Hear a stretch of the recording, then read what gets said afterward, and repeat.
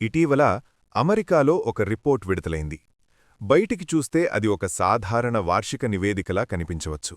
కాని దానిలో ఉన్న సూచనలు, వాడిన భాష మరియు లక్ష్యంగా పెట్టుకున్న అంశాలు చూస్తే ఇది కేవలం ఒక రిపోర్ట్ కాదు, ఒక స్ట్రాటజిక్ సిగ్నల్ అని అర్థమవుతుంది.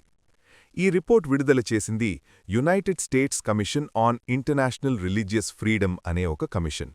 ఇది అమెరికా ప్రభుత్వానికి నేరుగా పాలసీ నిర్ణయాలు తీసుకునే సంస్థ కాదు, కాని ప్రపంచ దేశాల్లో మతస్వేచ్ఛ పరిస్థితులను పరిశీలించి అమెరికా ప్రభుత్వానికి సిఫారసులు చేసే ఒక ప్రభావశీలమైన అడ్వైజరీ బాడీ.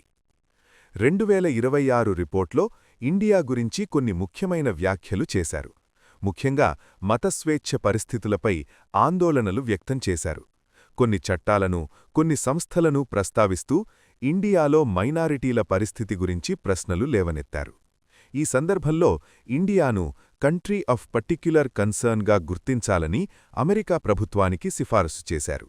ఈ ట్యాగ్ సాధారణంగా తీవ్రమైన మతస్వేచ్ఛ ఉల్లంఘనలు ఉన్న దేశాలకు వర్తింపచేస్తారు. ఒక దేశం ఈ లిస్ట్లోకి వెళితే అది కేవలం ఒక లేబుల్ కాదు, అది ఒక డిప్లొమాటిక్ సిగ్నల్. అవసరమైతే ఆ దేశంపై ఆర్థిక లేదా రాజకీయ ఒత్తిడి పెంచడానికి ఉపయోగించే ఒక సాధనం.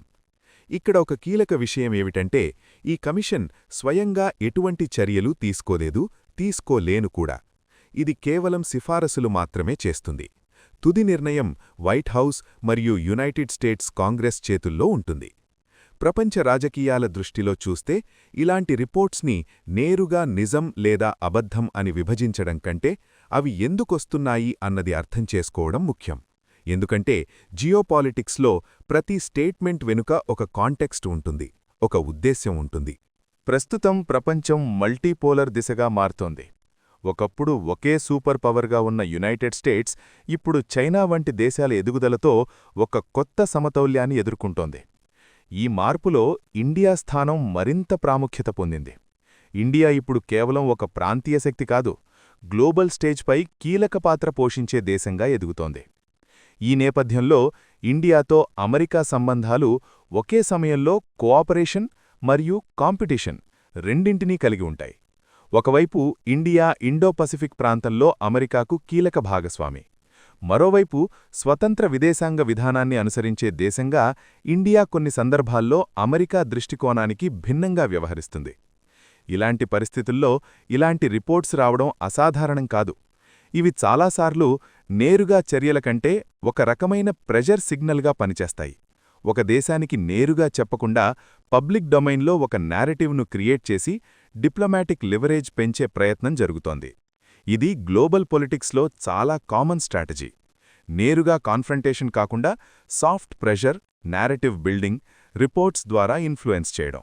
ఈ రిపోర్ట్లో ప్రస్తావించిన చట్టాలు కూడా ఇదే కాంటెక్స్లో చూడాలి. Citizenship amendment act, NRC, UAPA, anti conversion చట్టాలు వంటి అంశాలు దేశీయంగా కూడా చర్చకు వచ్చినవే. ఒకవైపు ఇవి సెక్యూరిటీ, సామాజిక స్థిరత్వం కోసం అవసరమని ఒక వాదన ఉంది. మరోవైపు ఇవి మైనారిటీ హక్కులపై ప్రభావం చూపవచ్చని మరో వాదన ఉంది. ఈ రెండు వాదనల మధ్య సమతౌల్యం సాధించడం ఏ ప్రజాస్వామ్య దేశానికైనా ఒక సవాలు. అందుకే బయటనుంచి వచ్చే విమర్శలను పూర్తిగా తిరస్కరించడం లేదా పూర్తిగా అంగీకరించడం అనే రెండు అతిదూరపు వైఖరులు రెండు సరైనవి కావు. ఇండియా సాధారణంగా ఇలాంటి రిపోర్ట్స్కిచ్చే ప్రతిస్పందన కూడా ఇదే లైన్లో ఉంటుంది. అధికారికంగా అసమ్మతి వ్యక్తం చేయడం, రిపోర్ట్ను బయాస్డ్గా పేర్కొనడం మరియు తమ దేశీయ విధానాలను సమర్థించడం. ప్రాక్టికల్ స్థాయిలో చూస్తే అమెరికా ఈ రిపోర్ట్ ఆధారంగా వెంటనే కఠిన చర్యలు తీసుకునే అవకాశం తక్కువ. ఎందుకంటే ఇండియాతో ఉన్న వ్యూహాత్మక సంబంధాలు చాలా విస్తృతంగా ఉన్నాయి. Defence, technology, trade, geopolitical coordination, ఈ అన్ని రంగాల్లో రెండు దేశాలు దగ్గరగా పనిచేస్తున్నాయి. అందువల్ల ఈ రిపోర్ట్ను ఒక ఫైనల్ జడ్జ్మెంట్గా కాకుండా ఒక పొలిటికల్ సిగ్నల్గా చూడడం సరైనదే. మొత్తంగా ఈ పరిణామం మనకొక ముఖ్యమైన విషయం గుర్తుచేస్తోంది. అంతర్జాతీయ రాజకీయాల్లో శక్తి సమీకరణాలు ఎప్పటికప్పుడు మారుతుంటాయి. ప్రతి దేశం తన ప్రయోజనాల ప్రకారం నిర్ణయాలు తీసుకుంటుంది. అలాంటి సందర్భాల్లో ఎమోషన్ కంటే ఎనాలిసిస్ ముఖ్యం. ఈ వీడియో మీకు నచ్చిందనుకుంటున్నాను. నచ్చితే అలా ఊరికే చూసి వెరిపోకుండా వీడియోని లైక్ చేయండి.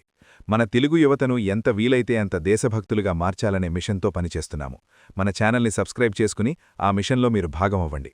రాబోయే వీడియోలో ఇంకో ఇంట్రెస్టింగ్ టాపిక్తో మళ్ళీ కలుద్దాం. అంటిల్ దెన్, జై హింద్, జై భారత్. భారత్ మాతా కీ జై.